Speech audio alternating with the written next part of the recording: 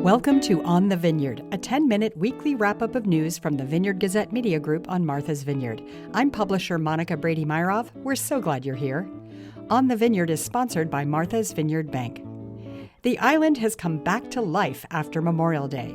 Shops along Edgartown are open and busy, and ice cream shops in Oak Bluffs are open late. And the Chappie Ferry is back to its summer schedule.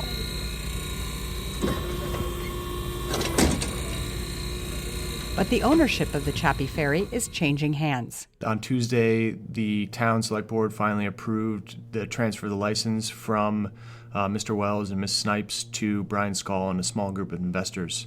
More on that story in a moment. Hollywood came to the Vineyard this week as the cast of The Real Housewives of New York City came for a vineyard vacation. They could be seen next door to the Gazette at Rosewater. This week's weather provided a beautiful backdrop. That's the sound of the historic press in the Vineyard Gazette offices in Edgartown printing the paper. That means it's time to go upstairs to the newsroom and check in with Bill Evell, the editor-in-chief, and the reporters on this week's news. Tuesday, June 2nd, it finally arrives. This is the island-wide vote on the future of the regional high school. This is a long time coming with a lot of planning, and Louisa Huffstadter has been there basically the whole step of the way, tracking all the different movements. Louisa, let's start with the vote. What happens on Tuesday? On Tuesday, June 2nd, from 11 a.m. to 7 p.m., the polls in all 6 Martha's Vineyard towns will be open for voting on a single issue of interest to the entire island, the $333.5 million borrowing measure to rebuild and expand Martha's Vineyard Regional High School.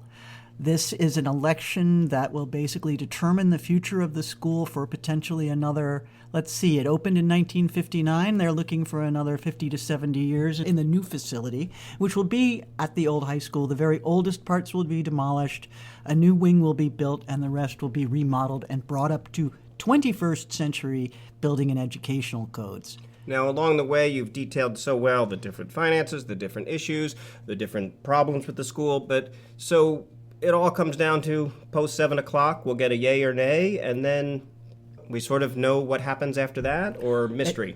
It's not going to happen right when the polls close, because we have at least 2 towns on the island that still count their ballots by hand. Results from all 6 polling places will be provided to the high school, and the high school will provide the results to us after they have certified them. So that'll be somewhere, I'm hoping before 9 p.m., maybe even before 8, but honestly, I haven't worked up island elections, so I don't really know what the turnaround time would be for that. Yeah, but for our listeners, we'll be on the story right away. So a yes vote, so that means that it moves forward. When would this all start, the construction, and how would that look?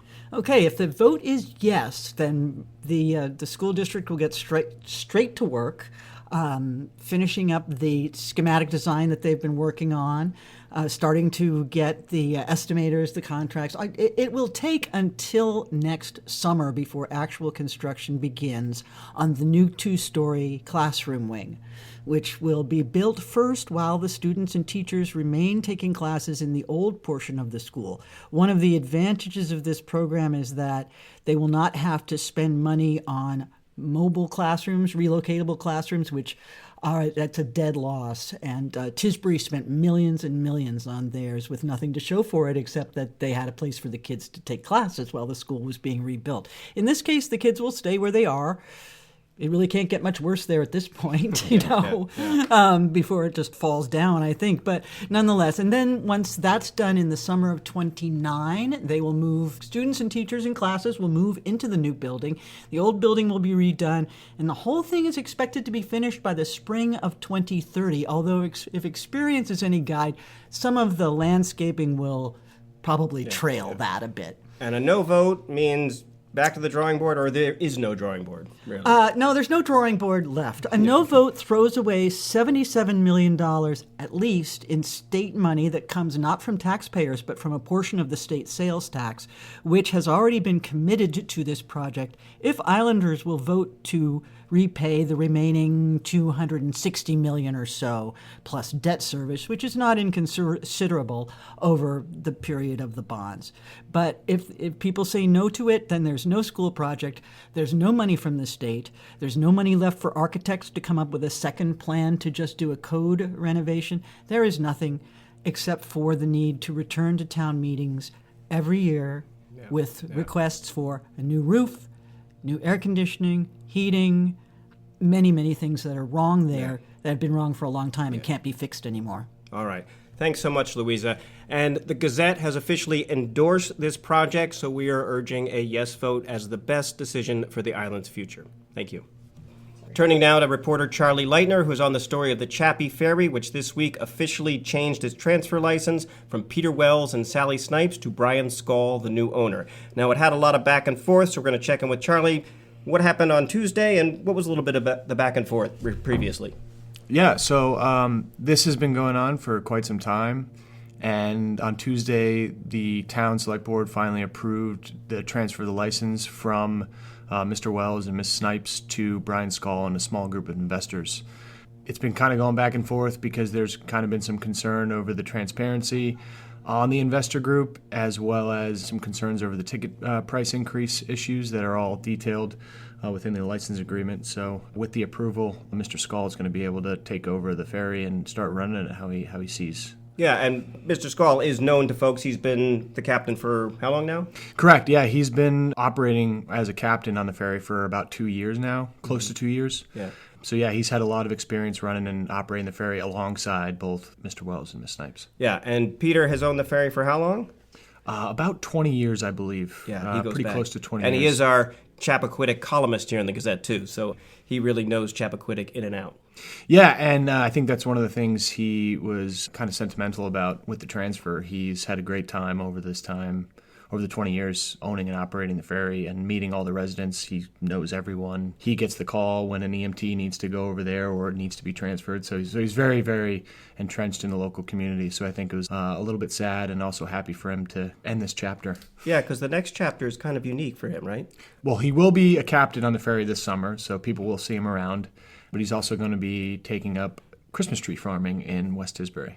I don't think I've ever heard that retirement dream before. That's awesome. Well, thanks, Charlie. Thanks for checking in on the Chappie Ferry situation. You can read more on these stories and all the news for free at vineyardgazette.com and follow us on Instagram at On the Vineyard Podcast.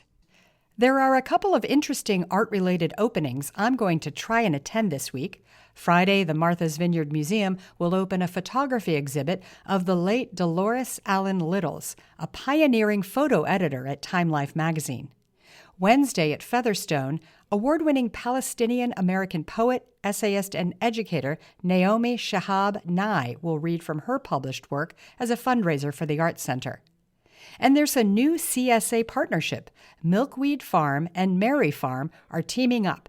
And guess what? There'll be an option to receive Salt Rock chocolates, in addition to all of the fresh produce. I like that kind of agriculture. As you heard from reporter Louisa Huffstetter, the island-wide vote on funding a renovated and expanded high school is this Tuesday. It's truly a historic vote because every resident in every town is asked to weigh in on the project. There was another groundbreaking moment back in 1959 when the brand new high school first opened.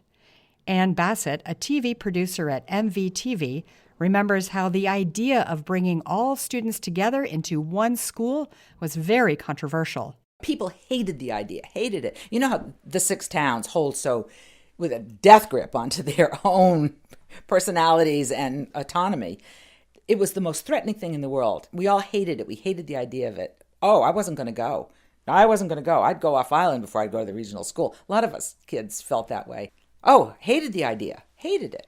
Well, it was almost like a betrayal of what you knew and valued. And there was a great deal of sadness that I'd been in one building pretty much, from first grade and then to have to move and give up. Edgartown wasn't having a high school anymore. It was traumatic. It really was. Ann Bassett was interviewed by Lindsay Lee in 2014 for the Martha's Vineyard Museum. Don't forget to vote on Tuesday, June 2nd in your usual polling places. Our theme music is from island composer and musician Michael Hayden. If you like the show, please follow us so you won't miss an episode, and tell a friend who loves the vineyard. Thanks to our sponsor, Martha's Vineyard Bank, committed to supporting the Martha's Vineyard and Falmouth communities through their charitable foundation. And they just announced this week the first recipient of the Ronald H. Rappaport Scholarship Fund that honors the late island attorney.